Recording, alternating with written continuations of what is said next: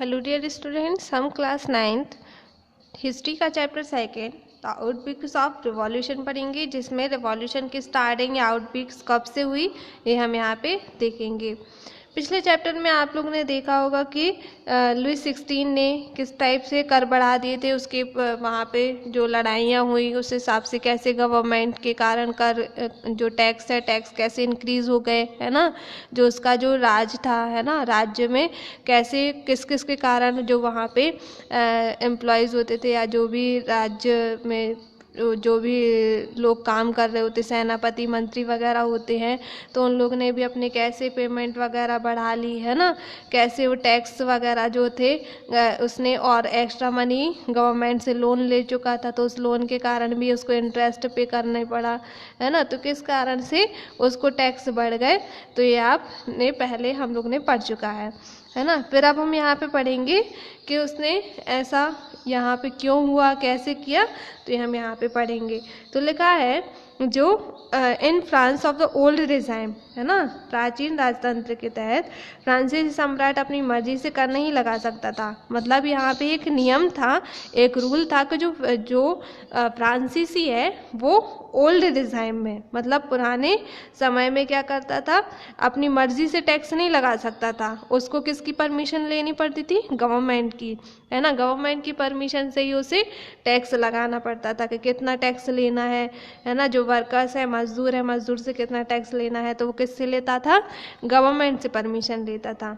ठीक है, तो उसको क्या करना पड़ता था, एक लिखा है यहाँ पे एक स्टेटस, है ना, स्टेटस जनरल की बैठक बुलाकर, है ना, उसको क्या एक मीटिंग लगानी पड़ती थी, स्टेट जनरल की एक मीटिंग बुलानी पड़ती थी। उसके बाद एक प्रपोजल पास होता था, है ना, जिसमें न्यू टैक्स में कौन कौन से रूल रखने हैं वो सारा उसमें लिखा जाता था। ठीक है, जिसमें जो तीनों स्टेट होते हैं, जो स्टेट लिखा है, जो हम लोगों ने फर्स्ट सेकंड थर्ड स्टेट पढ़े थे, उन्हीं तीनों स्टेट के जो अलग अलग जो पब्लिक होती है, जो तीनों स्टेट में अलग अलग वो क्या बोलते हैं, मोनार्चीज होते हैं, वो क्या करते हैं, डिसाइड करते हैं, उसी मीटिंग में डिसाइड करते हैं कि ये जो लास्ट मीटिंग है वो कब बिठाई जाए, है ना, उसमें क्या फैसला लिया जाएगा वही डिसाइड करते हैं। तो ये लास्ट जो मीटिंग थी कब बुलाई गई? 1614 में बुलाई गई। फ्रांसीसी सम्राट जो लुई 16 थे, उन्हें 5 मई 1789 को न्यू टैक्स का क्या किया? प्रपोजल पास किया। उनने क्या किया? एक प्रपोजल पास किया जिसमें न्यू टैक्सेस किस टाइप से लिए जाएंगे, किस टाइप से कलेक्शन किया जाएगा, कब कब पे करना होगा, उस टाइप का डिसीजन लिया, है ना। तो उसमें जो प्रतिनिधियों की मेज़बानी के लिए वर्षाय के लिए एक आलीशान भवन को सजाया गया। अब क्योंकि मीटिंग हो रही थी, उसमें कई सारे लोग आ रहे थे, तो क्या किया गया, जो वहाँ मीटिंग हॉल था, है ना, मीटिंग हॉल को क्या किया गया? बहुत ज़्यादा डेकोरेट किया गया। ठीक है, इसमें कितने 300 कितने 600 मेंबर्स, है ना, 300 रिप्रेजेंटेटिव करके, है ना, कितने 600 मेंबर को बुलाया गया। जिसमें थर्ड स्टेट में हम लोग ने पढ़े थे कि बिजनेसमैन, कोर्ट के लॉयर्स वगैरह जो होते हैं, उनको मिलाकर कितने 600 जो मेंबर्स हैं उनको बुला लिया गया, उनको पीछे खड़ा कर दिया गया, है ना। लिखा है थर्ड स्टेट के जो मेंबर्स थे वो कितने थे? बहुत ज़्यादा एजुकेट थे, क्योंकि यहाँ पे इसमें कौन है?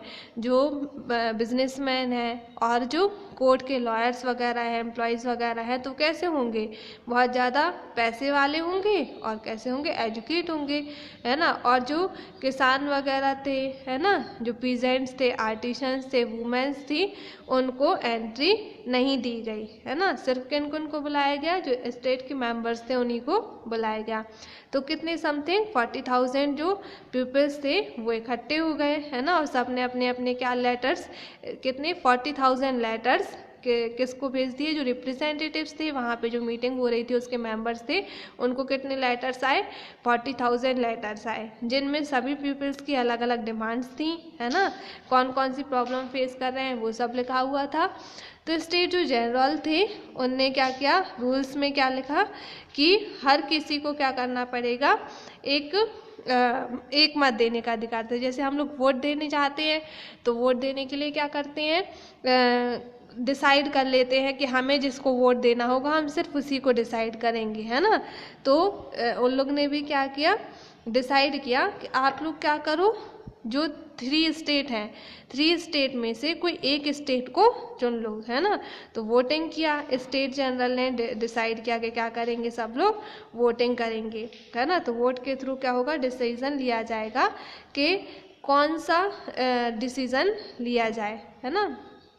तो जो लुईस 16 थे उनने इस जो वोट डालने का सिस्टम है वो उसी टाइम चालू हुआ था, है ना। तो कब हुआ था, लुईस 16 के टाइम पे ही ये वोट डालने का सिस्टम चालू हुआ था, है ना, जिसमें वोटिंग सभी मेंबर्स ने वोटिंग की, है ना। और डिमांड रखी गई, है ना, कि हर कोई क्या करेगा, हर एक व्यक्ति वोट देगा, ठीक है। और इस वोटिंग में जो थर्ड स्टेट के जो मेंबर्स थे, जो थर्ड स्टेट के मेंबर्स थे, उनने क्या किया, इस रूल्स को क्या कर दिया, विरोध जताने लगे। मतलब वो बोलने लगे कि हम इस रूल को फॉलो नहीं करेंगे, कोई भी व्यक्ति वोट नहीं डालेगा, हम इस इलेक्शन का विरोध कर रहे हैं, है ना। तो इस टाइप से जो थर्ड स्टेट के व्यक्ति थे वो क्या करने लगे, इसका विरोध करने लगे। फिर उसके बाद वो क्या होने लगी, जो लड़ाई झगड़े होने लगे। तो इसी टाइम से क्या हो गया, फ्रेंच रिवॉल्यूशन, जो फ्रेंच रिवॉल्यूशन है वो स्टार्ट हो गया। तो 20 जून को जो एक मेंबर थे वर्साइल, ठीक है, जो मेंबर थे वर्साइल, इनने इंडो टेनिस कोर्ट में ये जमा हुए। मतलब ये जो वर्साइल थे, फ्रेंच मेंबर्स थे, ये सारे किसमें, एक टेनिस कोर्ट में इकट्ठे हुए, है ना। उनने क्या किया, एक नेशनल असेंबली घोषित कर दिया। उनने खुद को क्या कर दिया, एक नेशनल असेंबली घोषित कर दिया और वहाँ पे ही शपथ ले ली। जैसे है ना अपने यहाँ कोई मेंबर का चुनाव होता है ना, तो हम लोग क्या करते हैं, उन्हें वोट डालते हैं।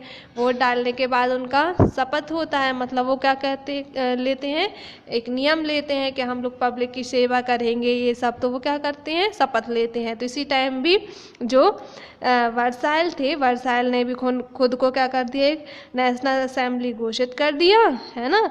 और क्या ले ली, खुद ही से शपथ ले ली, है ना। कि उनने क्या शपथ ली कि जब तक सम्राट की शक्तियों को कम करने वाला संविधान तैयार नहीं किया जाए तब तक असेंबली ख़त्म नहीं होगी, है ना। उनने क्या डिसाइड किया कि जब तक नेशनल असेंबली कब तक ख़त्म नहीं होगी, जब तक वो ये जब जो प्रॉब्लम्स चल रही थी, मतलब जो वोट डालने का सिस्टम चल रहा था, ये सारी प्रॉब्लम्स हो रही थी। तो उनने बोला था कि जब तक ये प्रॉब्लम्स ख़त्म नहीं हो जाती तब तक वो क्या करेंगे, खुद को नेशनल असेंबली का मेंबर घोषित कर देते हैं, है ना, तब तक वो वर्क करेंगे, ठीक है। फिर उनका जो इनका सपोर्ट किसने किया, मिराबियो और आबेसिए, ठीक है, 2 मेंबर थे, इनका नाम था मिराबियो और आबेसिए, है ना। आबेसिए और मिराबियो ने क्या किया, इनका सपोर्ट किया कि ठीक है हम आपके साथ हैं, है ना, इस चीज़ में आपके साथ हैं हम।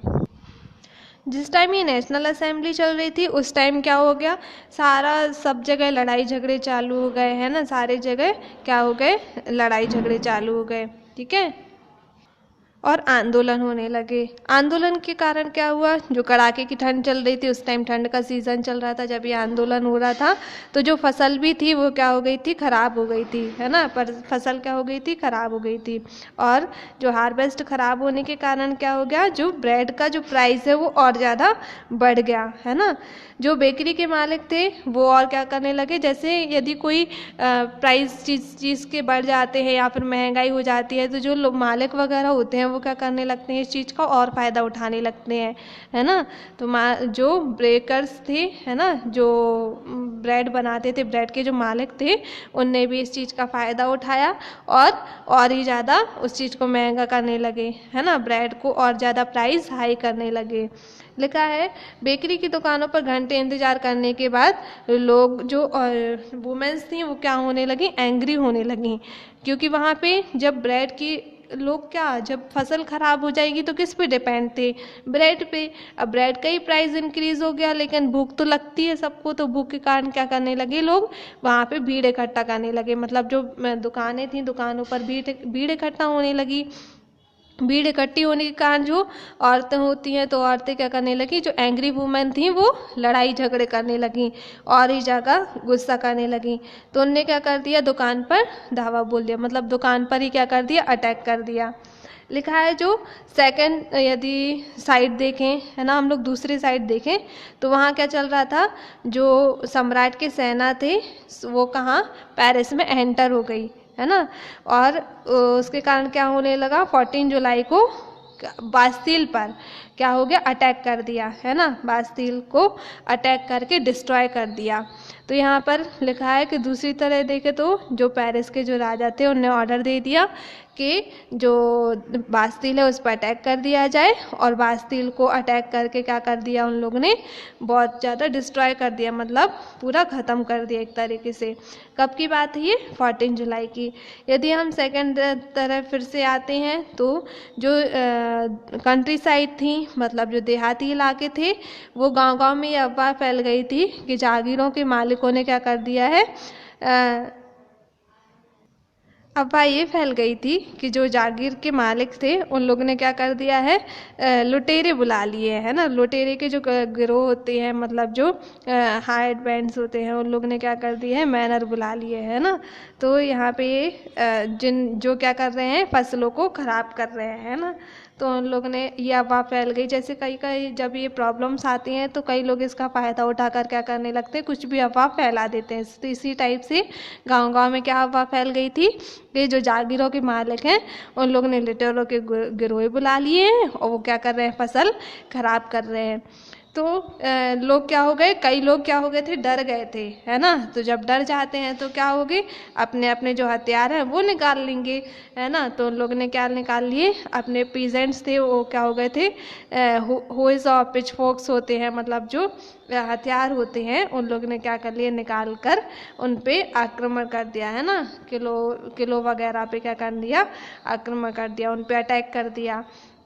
और जो अनाज के भंडार थे, है ना, मतलब जहाँ पर बहुत ज़्यादा अनाज रखा हुआ था उनको लूट लिया, ठीक है। और जो टैक्स वगैरह से रिलेटेड, और जितने उनके टैक्स वगैरह से रिलेटेड डॉक्यूमेंट्स थे उन्हें क्या कर दिया, जला दिया गया, है ना। जो नोबल्स थे, मतलब रिच पर्सन थे, वो क्या करने लगे, जो अपनी अपनी जो प्रॉपर्टी थी उनको छोड़कर, घर वगैरह थे या जो इतनी ज़्यादा प्रॉपर्टी थी उनको छोड़कर कहाँ चले गए, नेबरिंग कंट्रीज़ में चले गए, माइग्रेट हो गए, है ना। नेबरिंग कंट्रीज़ में माइग्रेट हो गए, मतलब ने अपनी जो प्रॉपर्टी वगैरह थी वो क्या लोग सोचते हैं कि यार जान तो बचे, हम लोग क्या करेंगे, दूसरी जगह चले जा रहे हैं, फिर तो जब जान बच जाएगी तो हम लोग फिर से कमा कर खा लेंगे। तो इसी टाइप से जो नोबल्स थे उन लोगों ने अपनी प्रॉपर्टी को छोड़ा और कहाँ चले गए, जो नेबरिंग कंट्रीज़ थी वहाँ चले गए। फिर जो क्या था, बहुत ज़्यादा क्या हो रहा था, इस रिवॉल्यूशन चल रहा था, मतलब लड़ाई झगड़े चल रहे थे। तो लुइस 16 ने क्या किया, नेशनल असेंबली को मान्यता दे दी, है ना। उनने उस प्रपोजल को क्या कर लिया, एक्सेप्ट कर लिया। जो उनके रूल्स थे, जो उनके प्रिंसिपल्स थे, उनको क्या कर दिया, जितने भी उनके पावर्स थे उनको पास कर दिया, ठीक है। और ये क्या हो गया, एक कॉन्स्टिट्यूशन तैयार हो गया, मतलब एक संविधान तैयार हो गया, जिसको 4 अगस्त 1789 की नाइट में जितने भी टैक्स वगैरह थे, जितने भी क्या बोलते हैं, ऑब्लिगेशंस थे, है ना, उनको क्या कर दिया, पास कर दिया, ठीक है। और जो क्लर्जी वगैरह थे उन्हें इस पर बहुत ज़्यादा फोर्स तो किया, लेकिन ये सारा जो कॉन्स्टिट्यूशन था ये पास हो गया। इस कॉन्स्टिट्यूशन के अकॉर्डिंग यहाँ लिखा है फ्रांस बिकम कॉन्स्टिट्यूशन मोनार्ची, है ना। तो इस कॉन्स्टिट्यूशन के अकॉर्डिंग यहाँ पे लिखा है, इसका क्या जो कॉन्स्टिट्यूशन तैयार हुआ था ये मोनार्ची से रिलेटेड था, ये कौन सा था।